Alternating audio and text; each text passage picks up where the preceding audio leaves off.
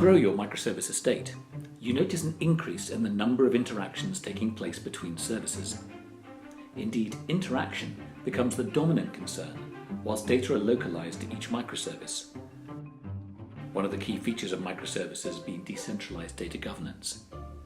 This means compensation is required to ensure consistency between data stores, which becomes increasingly complex as new microservices are added or others retired.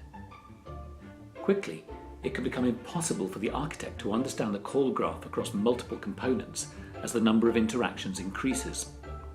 And so errors creep in.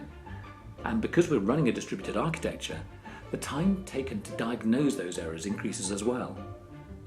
This is because, up until now, the only way to understand what happens is to manually inspect the various log files, or look at the process scope monitoring tools, identify distinct traces, and forensically piece together the flow. We saw this firsthand at a UK bank, where a team of 5 spent a week working around the clock to diagnose a significant process failure. We have a new approach that lets the machines do the work for you, and in seconds.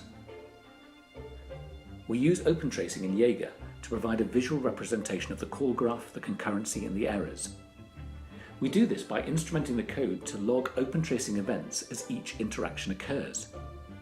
Because we have information in, for example, HTTP headers, Jaeger can use this to pull together a distributed interaction, showing failures or latency across the whole flow.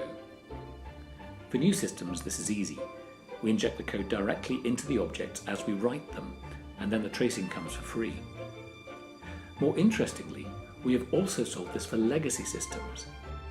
Whether you're running a mainframe, legacy Java EJBs, interacting via an integration broker, or running services across an ESB, we have worked out how to convert interactions and logs into open tracing events and then create visualizations. It works for transactions, processes, and errors, and our architecture practice is looking for new use cases all the time to prove what we can do.